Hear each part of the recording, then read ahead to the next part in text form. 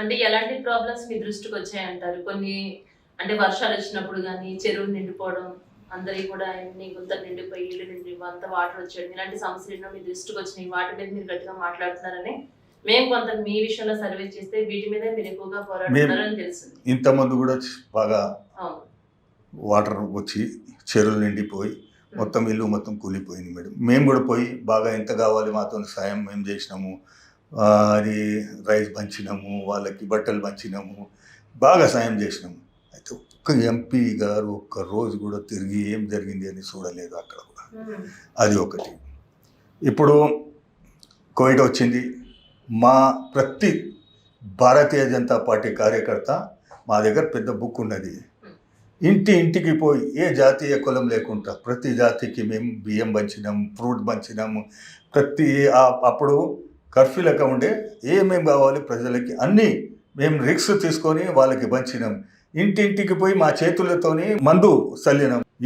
ఒక్క ఎమ్మెల్యే కూడా పోయి ఏమైంది అని ఇక్కడ ఇప్పుడు కోవిడ్లో కూడా కానీ ఇంత పెద్ద వాటర్ ప్రాబ్లం వస్తే కూడా ఎవరు ఏం చేయరు మేడం. వాళ్ళ పని ఒకటే, ఏడ ఖాళీ స్థలం ఉంటే కార్యకర్తని పంపాలి, అది అమ్ముకోవాలి, పైసలు పెట్టుకోవాలి, అంతనే. దాన్ని బట్టి ఏం లేదు. ఇప్పుడు చూడండి మీరు, లంగరోజ్ ఉంది కదా, లంగరోజ్ నుంచి పురాణపల్ వరకు 100 ఫీట్ రోడ్ తీసి ఆ కాంగ్రెస్ పీరియడ్లో ముఖ్యమంత్రి వచ్చి దానికి ఇనాగ్రేషన్ చేసిండు. ఈ రోజు కూడా రోడ్డు గానిస్తే లేరు. మేము పోయి అడిగినాం, ఎందుకు అయ్యా అంటే కంట్రాక్టర్ ఏమంటున్నాడంటే మాకు లంచం ఇస్తేనే ఆ రోడ్ చేయాలి. అయితే రోడ్డు ఇప్పుడు ఆ రోడ్ నుంచి హైకోర్టు మెజిస్ట్రేట్స్ మొత్తం పోతారు. ఎంత ప్రయత్నం చేస్తున్నాము కానీ వాళ్ళ పవర్ యూజ్ చేసి టీఆర్ఎస్ ఆడ ఉండి రోడ్ గానిస్తేనే లేరు. అయితే ఇట్లా ఎన్నో ఉన్నాయి ఈ రోడ్లు. వాళ్ళు కమిషన్ ఇస్తేనే రోడ్డు, లేకపోతే లేదు. కథం. వాళ్ళ కార్యకర్తలకి కానీ, వాళ్ళ ఎమ్మెల్యేకి కానీ, వాళ్ళ ఎంపీకి పైసలు ఇవ్వాలి, ఇస్తేనే. అయితే చాలా అది లేదు, చాలా ఉన్నాయి. ఇంకా హైదరాబాద్ మొత్తం కంపల్సరీ ఇక్కడ మాస్టర్ ప్లాన్ చాలా అవసరం ఉన్నది. హైదరాబాద్ ఓల్డ్ సిటీకి మాస్టర్ ప్లాన్ చాలా అవసరం ఉన్నది.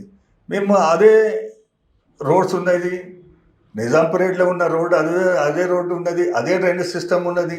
అది ఇప్పుడు మనం ఏడుకెళ్ళి ఒక 2-3 కిలోమీటర్ పోవాలంటే 1 అవర్ అవుతుంది. అంత ట్రాఫిక్ అయిపోయింది. ఇప్పుడు మాకి పురాణపూల్ నుంచి లంగరోజ్ వరకు 15 ఫీట్ రోడ్ కూడా లేదు. 15 ఫీట్. ఇంత పెద్ద, ఇప్పుడు చార్మినార్ నుంచి గోల్కొండ ఎంత పెద్ద అది హిస్టారికల్ ప్లేస్ ఉంది. అది చార్మినార్ గోల్కొండ. ఫారినర్స్ వస్తారు. అయితే మనం చూస్తే 15 ఫీట్లో కూడా ఒక 10 అడుగులకి ఒక్కొక్క గుంత ఉంటుంది. పెద్ద గుంట, ఒక 1 ఫీట్ గుంట ఉంటుంది. అందులోకి వెళ్ళి ఎంపీ సాబ్ పోతాడు, ఎమ్మెల్యే సాబ్ పోతారు, అందరు పోతారు, కానీ ఎవరు పని. అప్పుడు నడిచిపోయింది. ఇప్పుడు ముస్లిమ్స్లో కూడా ఎడ్యుకేటెడ్ అవుతున్నారు.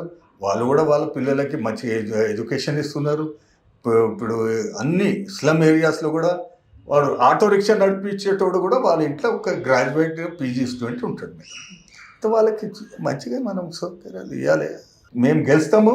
హైదరాబాద్ సీటు పార్టీ ఎవరికి అన్నాయని బీజేపీ గెలుస్తుంది. ఇక్కడ గట్టి క్యాండిడేట్ ఉంటుంది, గెలుస్తాడు.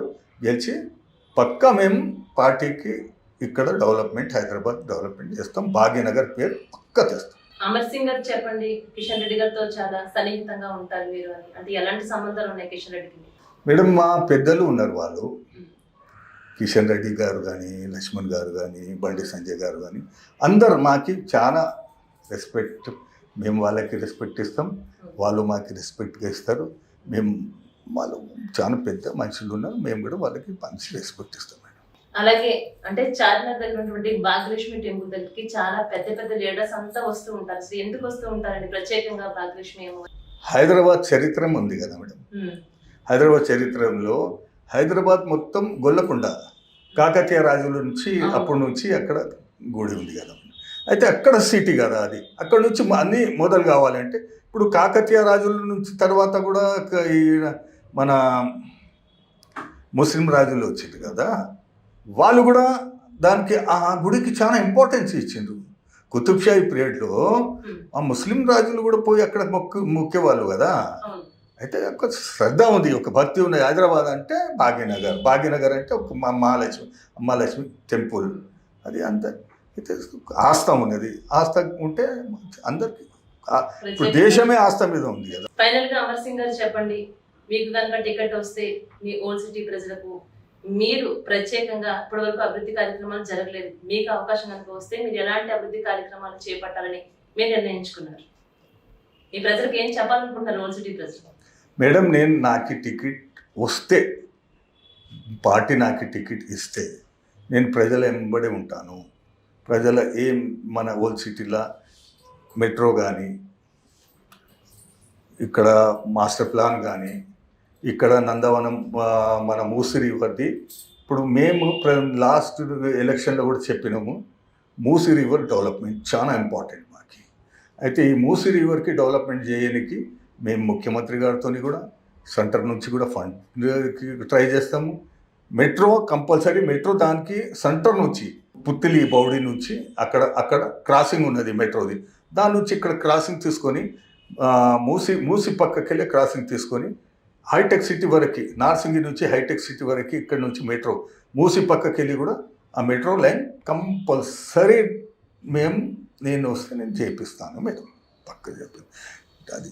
ఇంకా మాస్టర్ ప్లాన్ చాలా ఇంపార్టెంట్ ఉన్నది. మాస్టర్ ప్లాన్ కూడా చేసి ఇప్పుడు పాత డెవలప్మెంట్ ఇక్కడ దానికి విలువ లేకుండా ఈరోజు కూడా మా దగ్గర ఆటో నైట్లో ఆటో చెప్తే ఆటో రాదు మేడం మా బస్సులకి, టాక్సీ రాదు, ఆటో రాదు, చాలా పరిస్థితి ఉంటుంది. అదే అయితే ఈ పరిస్థితికి మేము మారుస్తాం.